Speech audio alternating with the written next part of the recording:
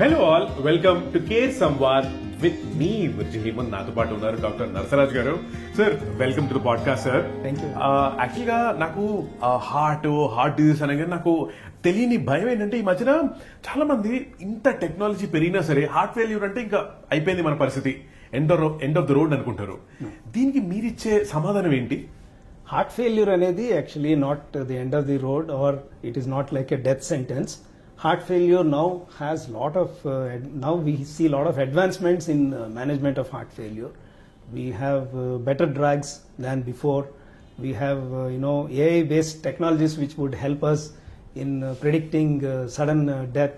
Now lot of investigational tools also give us the confidence to manage these patients. Now heart failure patients compared to a decade ago are living longer and having a better quality of life now. So they don't have to feel that that's the end of the road or the end of the thing for them. అంత కంగారు పడక్కర్లేదు. At the same time doctor, heart failure, heart attack ఇలాంటి మాటలకి బోల్డన్ని myths ఉన్నాయి కదా sir. ఎలాంటి major గా ఉన్న మిత్స్ ఏంటి చెప్పండి. చాలా మంది ఏమనుకుంటారంటే హార్ట్ ఫెయిల్యూర్ అంటే మీరు అన్నారు కదా హార్ట్ అటాక్ అని. హార్ట్ ఫెయిల్యూర్, హార్ట్ అటాక్ రెండు ఒకటే అనుకుంటూ ఉంటారు. కానీ heart attack and heart failure are different. Heart failure అంటే హార్ట్ మసిల్ సరిగ్గా ఎఫిషియన్సీ తగ్గి సరైన పంపింగ్ చేయకపోవడం హార్ట్ ఫెయిల్యూర్. హార్ట్ ఫెయిల్యూర్ అంటే చాలా మందికి ఇప్పుడు మనం మామూలుగా ఒక కార్ ఉందనుకోండి, కార్ ఇంజిన్ ఫెయిల్యూర్ అంటే ఇంజిన్ ఆగిపోయింది అని. అలాగే హార్ట్ ఫెయిల్యూర్ అంటే హార్ట్ ఆగిపోయింది అని అనుకుంటుంటారు. కానీ హార్ట్ ఫెయిల్యూర్ అంటే హార్ట్ ఆగిపోవడం కాదు. హార్ట్ ఫెయిల్యూర్లో చాలా స్పెక్ట్రమ్ ఉంది. అంటే హార్ట్ ఫెయిల్యూర్ మైల్డ్గా ఉండొచ్చు, తర్వాత చాలా సివియర్గా ఉండొచ్చు. కానీ హార్ట్ ఫెయిల్యూర్ అంటే కంప్లీట్గా హార్ట్ ఆగిపోవడం ఆర్ హార్ట్ పని చేయకపోవడం కాదు. అదొక మిత్. తర్వాత హార్ట్ ఫెయిల్యూర్లో ఇంకొక కామన్గా మేము అబ్జర్వ్ చేసే మిత్ ఏంటి అంటే హార్ట్ ఫెయిల్యూర్ అనేది చాలా ఓల్డ్ ఏజ్డ్ పీపుల్, ఎల్డర్లీకే వస్తుంది, యంగ్ పీపుల్లో ఉండదు అనేది ఒక మిత్ ఉంది. కానీ heart failure unfortunately can affect even younger people also due to viral infections అనండి, లేకపోతే రకరకాలైన మెటబాలిక్ ఇష్యూస్ కావచ్చు. కొన్నిసార్లు by birth some heart muscle weakness ఉండొచ్చు. వీటి వల్ల కూడా హార్ట్ ఫెయిల్యూర్ రావచ్చు. So young people also can have heart problem. ఇంకొకటి హార్ట్ ఫెయిల్యూర్లో చాలా మంది ఏమనుకుంటారంటే ఇది హార్ట్ ఫెయిల్యూర్ అంటే it's like end of the life, ఇంకెక్కువ రోజులు బతకరు అని. కానీ now that's definitely a myth because we have very good advancements in medical therapy. We have advancements in device therapies which help the heart failure patients which prolong life. Heart failure కి సంబంధించి మన body ఇచ్చే early science అంటే జనరల్గా మనం ignore చేస్తున్నవి ఏంటంటారు? Heart ఫెయిల్యూర్లో ఎలా ఉంటాయంటే కామన్ సిమ్టమ్ ఫెటీగ్. సో ఇప్పుడు ఎవరికైనా మామూలుగా ఎప్పుడూ చేసుకోగలుగుతూ ఉన్నటువంటి యాక్టివిటీస్ని చేస్తూ ఉన్నప్పుడు ఫెటీగ్ అయిపోయి తొందరగా నీరసం వచ్చింది అంటుంటారు కదా, that is an early sign of heart failure. తర్వాత ఆయాసం, నడుస్తున్నప్పుడు ఆయాసం రావడం, లేకపోతే మెట్లు ఎక్కినప్పుడు ఆయాసం రావడం, ఇంతకు ముందు లేనిది, ఇది కూడా హార్ట్ ఫెయిల్యూర్ యొక్క సిమ్టమ్. ఎనీ వెయిట్ గెయిన్ అంటే unusual weight gain which is not explained by lack of exercise or excess calorie intake, that also sometimes means that there is some fluid collection in the body and it's a sign of heart failure. Alage swelling of the legs, breathlessness రావడము, ఇలా fatigue రావడము, exertion చేస్తున్నప్పుడు palpitations అంటే దడ రావడము, ఇవన్నీ కూడా symptoms of heart failure. So any unusual symptoms that are noticed or any fatigue that is noticed during exertion should alert you to the possibility of having heart failure. మరి heart failure కి సంబంధించి దాన్ని treatment చేసే విధానాల్లో over the years వచ్చిన advancements ఏంటి doctor? ఇప్పుడు మందుల్లోనే for example మెడికేషన్స్లోనే చాలా రీసెర్చ్లో చాలా కొత్త రకమైన మెడికేషన్స్ వచ్చాయి. ఇవి ఎలా అంటే హార్ట్ ఫెయిల్యూర్లో హాస్పిటలైజేషన్ అనేది తగ్గించేవి, హార్ట్ ఫెయిల్యూర్లో సిమ్టమ్స్ని తగ్గించేవి, హార్ట్ ఫెయిల్యూర్లో లైఫ్ని ప్రొలాంగ్ చేసేవి. హార్ట్ ఫెయిల్యూర్ ఉన్న పేషెంట్స్కి సడన్గా కార్డియాక్ అరెస్ట్ అవ్వడము, సడన్గా హార్ట్ స్టాప్ అవ్వడం, ఇలాంటివి జరగడానికి రిస్క్ ఎక్కువ ఉంటుంది. ఆర్ హార్ట్ ఫెయిల్యూర్ ఉన్న పేషెంట్స్ ఫ్రీక్వెంట్గా హాస్పిటల్లో అడ్మిట్ అయ్యి ఫ్రీక్వెంట్గా డాక్టర్ దగ్గరికి వెళ్ళి మందులు అవి అడ్జస్ట్ చేసుకోవాల్సిన అవసరం పడుతూ ఉండేది. అవి తగ్గించేయి అనమాట. ఇప్పుడు కొత్తగా వచ్చిన మెడికేషన్స్ వల్ల హాస్పిటలైజేషన్స్ తగ్గాయి, సిమ్టమ్స్ ఇంప్రూవ్ అయ్యాయి, తర్వాత హార్ట్ ఫెయిల్యూర్లో సడన్గా డెత్ అనేది తగ్గింది. అలాగే కొన్ని రకాలైన డివైజెస్ వచ్చాయి, పేస్ మేకర్స్, తర్వాత కొన్ని రకాలైన devices like left ventricular assist devices, then transplant. We have advanced a lot in device therapy for heart failure, whereby we can reduce the symptoms, also we can give a better quality of life and a prolonged life for heart failure patients. అంటే doctor మీరు ఇప్పుడే medications గురించి చెప్పారు కదా, ఒక పేషెంట్కి ఎక్కువ medication కావాలి లేకపోతే దాన్ని మనం పెంచుతూ ఉండాలి, ఇలాంటి డెసిషన్స్ మీరు ఎప్పుడు తీసుకుంటారు? అంటే ఇప్పుడు హార్ట్ ఫెయిల్యూర్ పేషెంట్స్ని అందరినీ మేము ఫాలోఅప్లో చూస్తూ ఉండి, అంటే హార్ట్ ఫెయిల్యూర్లో కొన్ని రకాలైన హార్ట్ ఫెయిల్యూర్స్లో progressive weakness of heart muscle కావచ్చు. అట్లాంటప్పుడు ఏమవుతుందంటే వీళ్ళకి మనం రెగ్యులర్గా ఫాలోఅప్ చేస్తూ కొన్ని రకాలైన బ్లడ్ టెస్టులు చేస్తూ వీళ్ళకి ఈ మెడికేషన్స్ని depending on their heart rate, blood pressure, ఈ మెడికేషన్స్ యొక్క డోస్ని పెంచడం తగ్గించడం జరుగుతూ ఉంటుంది. దీని ద్వారా ఏం చేస్తూ ఉంటామంటే we try to get the heart muscle optimally perform, అంటే టు ది పేషెంట్స్ నీడ్స్ అనమాట. అది అంటే depends on the patient, so depends on the degree of heart failure that the patient has. So mild heart failure పేషెంట్స్కి once in 2 or 3 months follow up చేసినా పర్వాలేదు. More advanced heart failure ఉన్న వాళ్ళకి ఒకప్పుడు once in 2 weeks కూడా మేము follow up చేస్తూ ఉంటాం. ఇది ఎందుకు చేస్తూ ఉంటాము అంటే మెడికేషన్స్ ఆప్టిమైజ్ చేయడం ద్వారా ఇటువంటి హార్ట్ ఫెయిల్యూర్ పేషెంట్స్కి సడన్గా ఏదైనా అంటే ఎక్కువ వర్సనింగ్ అయ్యి హాస్పిటల్కి వెళ్ళడం, హాస్పిటల్లో అడ్మిట్ అవ్వడం, ఐసీయూ అడ్మిషన్ అనేది కాకుండా వాళ్ళని కాపాడడానికి మేము ఈ మెడికేషన్స్ అవి అడ్జస్ట్ చేస్తూ ఉంటాం. డాక్టర్, హాస్పిటల్స్లో స్పెషల్గా కార్డియో డిపార్ట్మెంట్స్లో మనం ఐసీడీ, సిఆర్డి లాంటి అబ్రివేషన్స్ వింటుంటాం. అసలు ఏం డాక్టర్ ఇవి? ఒకసారి మాకు ఎవరికి అవసరం, అసలు ఏంటిది మాకు చెప్పండి. ఇప్పుడు 2 ఆస్పెక్ట్స్ చెప్పారు మీరు. ఒకటి ఐసీడీ అన్నారు, ఒకటి సిఆర్టీ అన్నారు. ఆ రెండు ఏంటో వివరంగా చెప్తాం. ఒకటి ఐసీడీ అంటే ఇంప్లాంటబుల్ కార్డియోవెక్టర్ డీఫిబ్రిలేటర్. మీరు ఇప్పుడు మామూలుగా ఎయిర్పోర్ట్స్లో అక్కడ చూసుంటారు. సడన్గా ఎవరైనా కొలాప్స్ అయితే ఒక ఎక్స్టర్నల్ డీఫిబ్రిలేటర్ అనేది ఉంటుంది. దాంతో షాక్ ఇస్తే వెంటనే ఆ షాక్ నుంచి పేషెంట్ తేరుకుంటారు. కార్డియాక్ అరెస్ట్ అయిన వాళ్ళు సర్వైవ్ అవ్వడానికి షాక్ ఇవ్వడం the most effective way of making them survive అని మామూలుగా మనం పబ్లిక్ అవేర్నెస్లో ఉన్నదే. ఇది ఒక what it is doing, it is like giving a shock to heart muscle and stop అయిపోయిన హార్ట్ని మళ్ళీ తిరిగి రిథంలోకి వచ్చేటట్టు చేస్తుంది అనమాట ఈ షాక్ ఇవ్వడం, ఎక్స్టర్నల్గా షాక్ ఇవ్వడం వల్ల. ఇటువంటి షాక్నే సపోజ్ మనం we put a device in the patient's body and that device has a capability of identifying when the heart is going to stop or when the heart is going into a rapid rhythm called ventricular tachycardia or ventricular fibrillation where heart stops. అప్పుడు అది detect చేసి ఇమ్మీడియట్గా లోపల నుంచే shock ఇస్తుంది.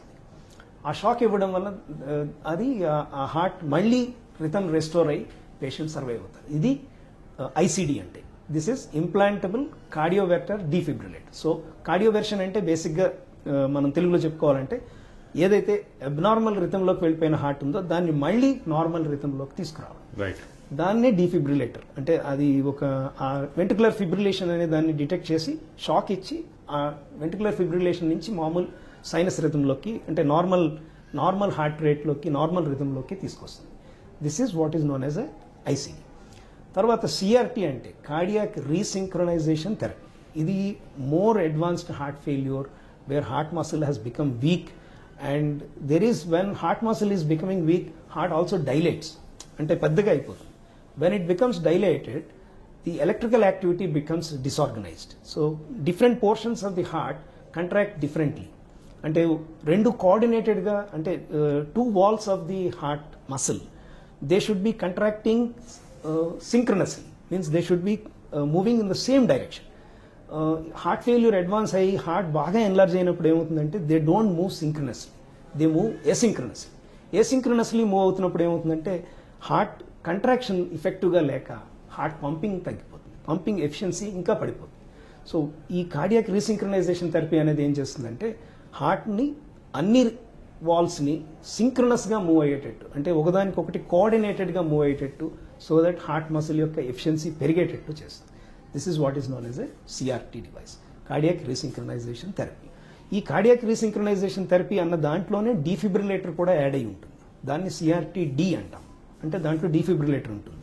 ఇందాక మనం చెప్పుకున్న ఐసీడీ అని ఉంది కదా, ఇంప్లాంటబుల్ కార్డియోవెక్టర్ డీఫిబ్రిలేటర్, దానిలాగే ఇది ఈ సింక్రనస్ మూవ్మెంట్ని చేస్తూ ఎప్పుడన్నా బై ఛాన్స్ ఈ rhythm abnormal rhythm ventricular fibrillation అది వస్తే ఆ డీఫిబ్రిలేటర్ దాన్ని డిటెక్ట్ చేసి ఒక షాక్ ఇచ్చి మళ్ళీ హార్ట్ మసిల్ని నార్మల్గా కొట్టుకునేటట్టు చేస్తుంది. So it is a dual therapy where you have defibrillator integrated with a CRT device, CRT D device అని. ఇవి ఎవరికి సాధారణంగా మనం సజెస్ట్ చేస్తాం. ఐసీడీ అనేది హార్ట్ పంపింగ్ ఎఫిషియన్సీ తక్కువ ఉంది, అంటే less than 35% LV ejection fraction ఉంది, అంటే క్రైటీరియా అవి అంటే ఉన్నాయి దానికి.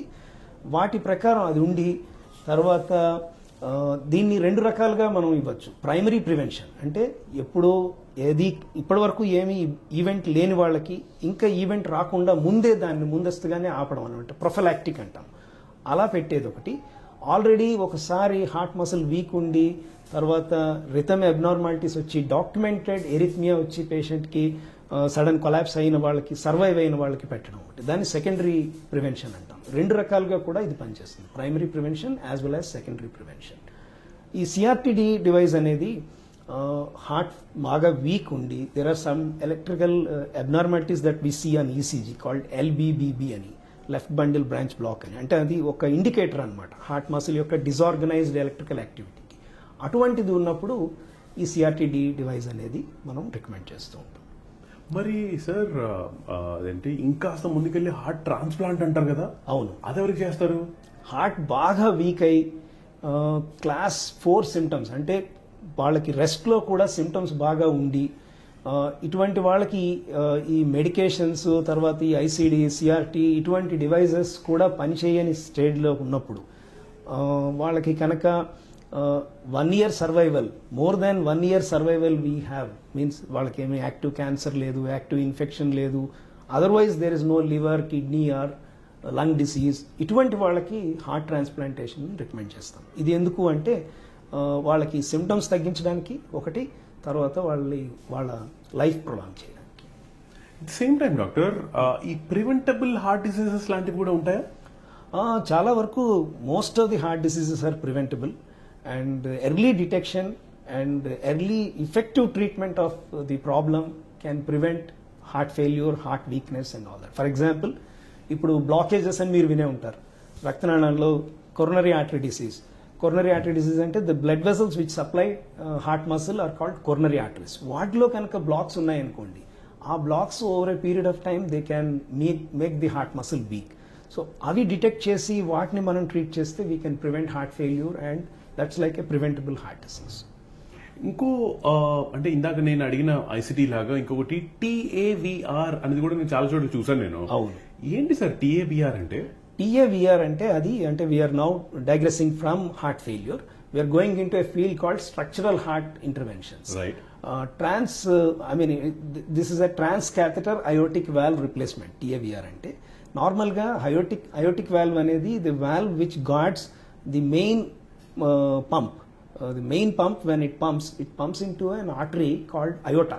Aorta is the main pipe which takes all the blood that is pumped by heart and distributes to various parts of the body. ఆ అయోటిక్ ఎక్కడైతే అయోటా మన main pump నుంచి వస్తూ ఉంటుందో లెఫ్ట్ వెంట్రికల్ నుంచి, that entry of that iota that is guarded by a valve called aortic valve. This aortic valve, for various reasons, like as we are aging, sometimes by birth there are some defects in the valve, that becomes diseased and becomes stenosed. Stenosed అంటే బాగా దగ్గరగా అయిపోతుంది అనమాట. It becomes, the orifice becomes very narrow. Such cases the valve can be replaced by, earlier days we were all replacing it by a surgical, where you cut open the chest and remove the valve and put an artificial valve. That is the earlier treatment. Now we have, thanks to technology, we have a method where we can put the valve inserted through the groin. Through the groin we can take the valve into the diseased portion and deploy it there. That's a transcatheter, where we don't cut open the chest and put the aortic valve into the diseased area and get an effective functioning aortic valve again. Sir, వీటన్నిటిలో bad life style మీరు చెప్పారు, stress మీరు చెప్పారు, బాగానే ఉంది. Jeans కూడా active role play చేస్తాయా ఒక హార్ట్ సమస్యలో? Yes, genetic propensity for heart disease also is there, where suppose there are various reasons why family can have heart diseases. Like one of the classical examples is family history of premature coronary artery disease, where అంటే మీరు వేరే ఉంటారు, young ఏజ్లో ఒకసారి heart problem వచ్చింది అంటే వాళ్ళ ఫ్యామిలీలో ఉన్న వాళ్ళందరికీ ఆ రిస్క్ ఉన్నట్టే. ఇది జెనెటిక్ కాంపనెంట్ అనమాట. అలాగే there are certain other heart diseases which are familiar, like heart muscle for unknown reasons it becomes weak, the pumping becomes weak. This is what is known as a familial cardiomyopathy. So heart muscle weakness developing in that family because of some genetic error. So there are some genetic diseases which produce heart disease.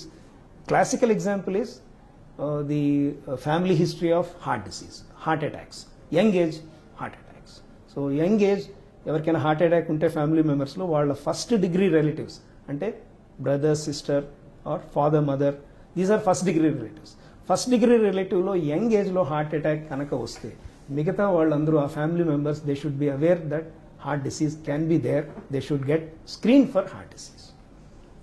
Sir heart ఫెయిల్యూర్తో diagnose అయిన వాళ్ళకి మీరిచ్చే message or సందేశం ఏంటి sir? Heart failure గురించి first నేను ఇచ్చే important message ఏంటంటే హార్ట్ ఫెయిల్యూర్ అంటే ప్యానిక్ అవ్వాల్సిన విషయం కాదు. Heart failure is easily treatable and we have a very good life expectancy and almost I would say normal life expectancy like the general population.